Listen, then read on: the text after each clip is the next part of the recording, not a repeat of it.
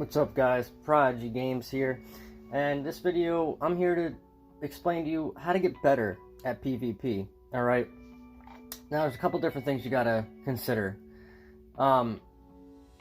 First, whatever character you choose, you want to make sure you study the character. Alright, first of all, you know how to play the character, and then you study the character, right? Like, let's look at my magical DK, for example. Ardent Flame. We read what everything does. Alright? Make sure we know what everything does, what buffs we're getting. Look at this. This attack cannot be dodged. That's good to know. Engulfing flames. Affected enemies take more damage from my flame attacks. That's good to know. You know what I mean? Or even the passives, guys, right? Look at the passives of your class and see what they do. Right?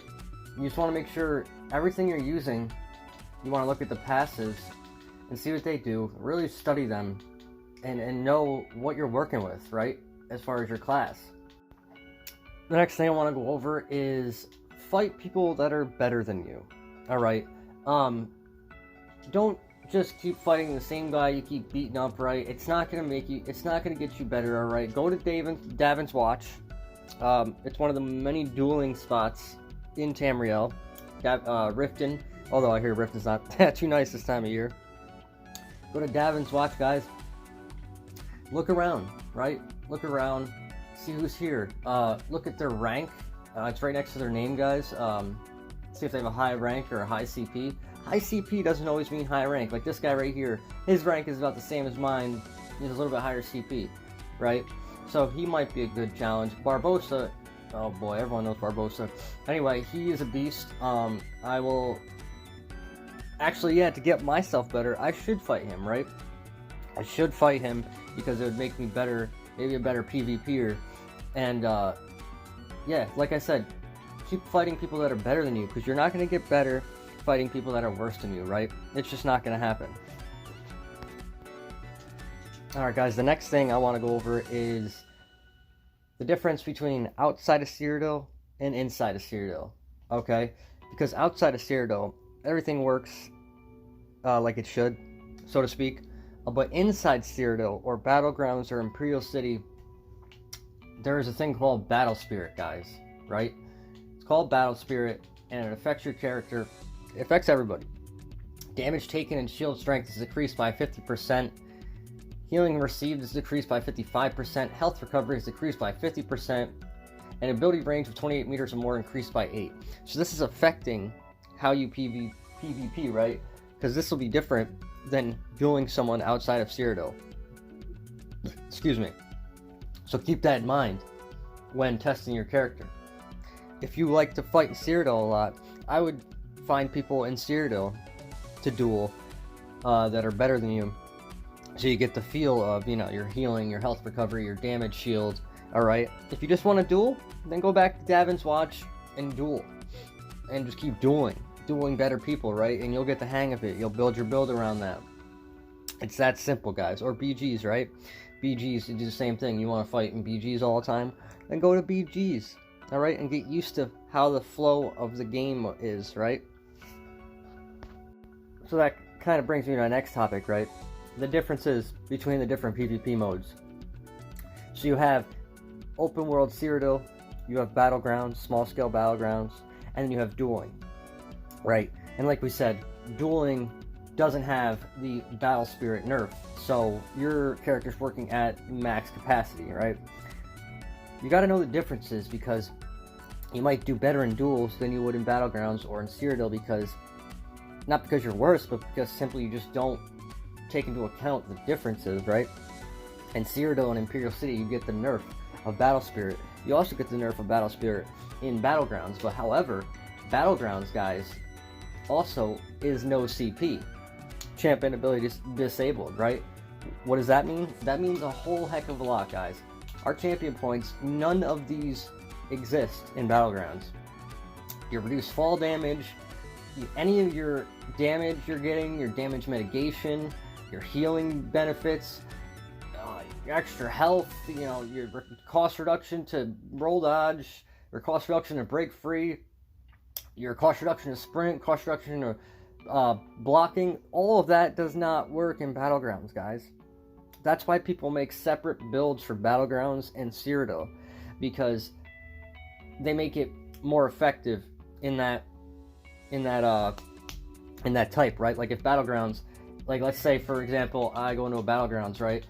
My stuff right here, I have reduced cost, spell damage, and spell damage. If I go into a Battlegrounds, guys, if I make this a Battlegrounds build, I might throw another cost reduction or mag recovery on this, because I know I don't have any cost reduction, right? I know my sustain is going to be a little bit worse. Or I might make some of my armor not impen, but reinforced, right, to get more armor, because we're losing out on a little bit of armor. Or I might sacrifice and get a little bit more penetration, because we're losing out on penetration, right? You understand the difference here? All the different modes have different ways to PvP, so keep that in mind. The next one I want to go over is knowing your actual class and character you're trying to play, right? So a DK, for example, this character right here, mainly focuses on dots, guys. It's a dot build, right? It needs to stand there and apply our dots, so it ticks away and eats away at their health. And then, you know, we go into our spammable and stuff like that. But just remember, DK is dot build, right? So you gotta learn how to play like that if you want to be a DK, stam or mech. Now if we log out of here and wait the 10 seconds so I can show you my other my other builds, I can give you an example of them, right? So DK, dot build. Most of the time, dot build, right? One of the best dot builds in the game, probably the best dot build in the game. Okay. We move on to the other ones, guys. You start to see the differences, like a Necromancer, a Stam Necromancer, right? It's a brawler, right? It's a brawler. It has burst, blast bones. It's a brawler. You use a two-hand, dual wield, what have you, but it's mainly a brawler, up in your face. Okay. What about a mag sword? Okay, mag swords. Yeah, it's a brawler, but it's a distance brawler, right? You have to stay in the back, out of harm's way, while using your offense, your long distance offense to kill the enemy, right? And never stay too close to them, because you're a squishy class, but you have high damage, okay? Or how about a warden? This one's a mag warden. This one has good burst. It is a brawler, but it doesn't do as much damage as a stam warden, right? So we have to be more conscious on our heals, right? Our heals have to be better. We have to think about our burst a little bit better on a mag warden than a stam warden, right? Or how about a Templar? Templar is like all burst brawler type, right? It's in your face, slapping you with jabs, putting some dots on you, but it's mainly a brawler. Or how about a Nightblade, right? Nightblade's a sneaky one-shot character. The Nightblade and the Stamsork fall into the one-shot builds, right? Which means they do a lot of damage up close and personal in a very short amount of time, right? That's their build.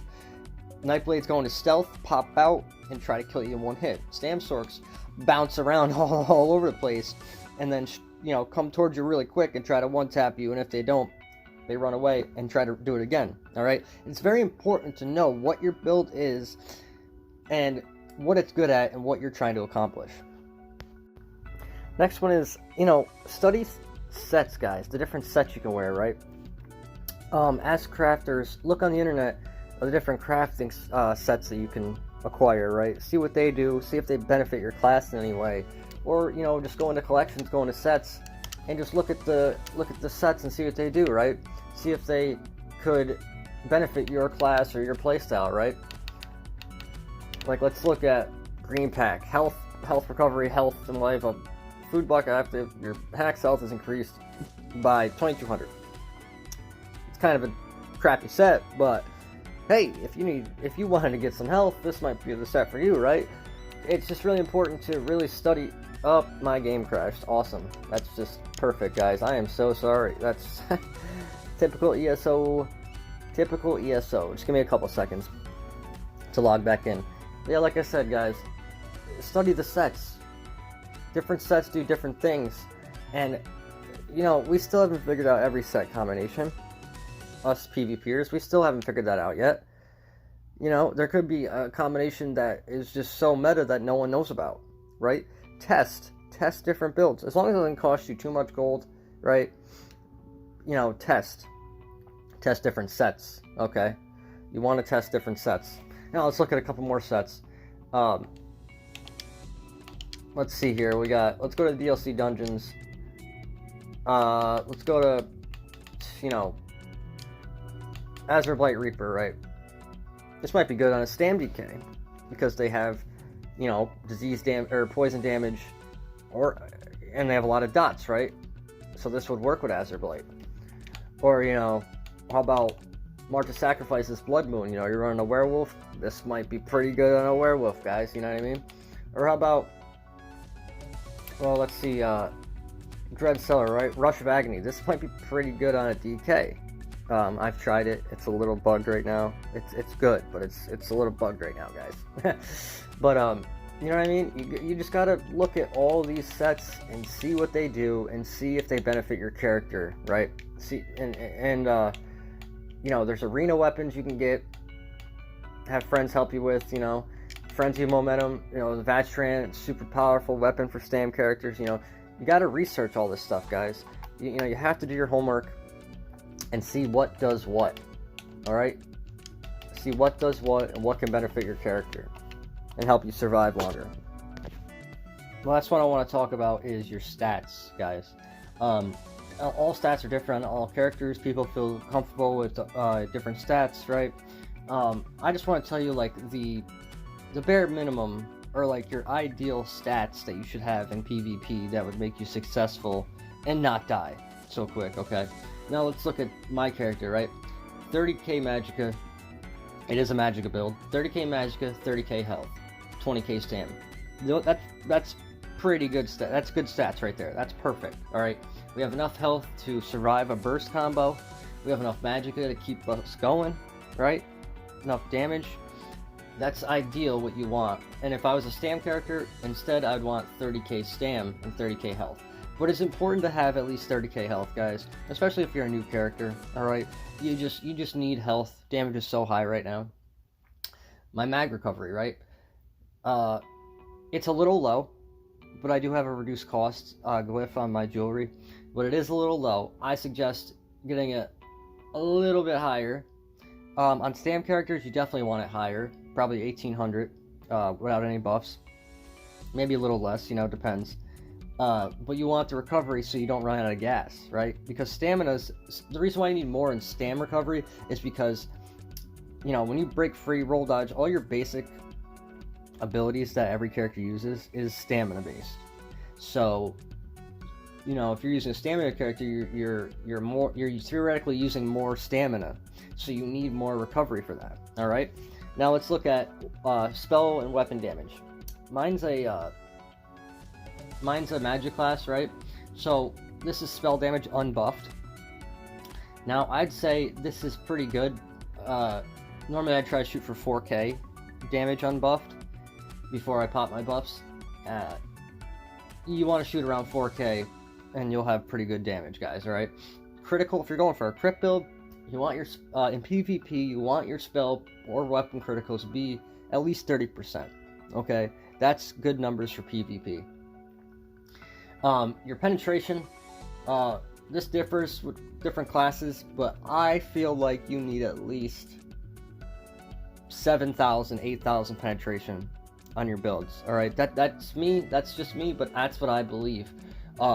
So you can actually penetrate the armor, right? There's tanky guys around because everyone knows damage is high, so you need a little bit higher pen, okay? Your resistances, let me just pop my stuff real quick.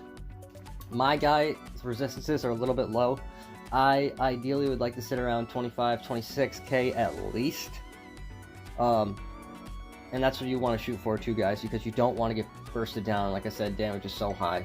My critical resistance is low too. I think it should be around 2300. You should be good, guys, so you can protect against Nightblades and crit builds, okay? Very important to know your stats, know what the good baseline is, alright? And the most important thing, guys, is to practice. Practice, practice, practice. And whatever game type you want to play, Cyrodiil, Battlegrounds, dueling, practice makes perfect, alright? You won't get better unless you practice and practice. But yep, it's the end of the video, guys. I hope you learned something. See you next time. Peace out.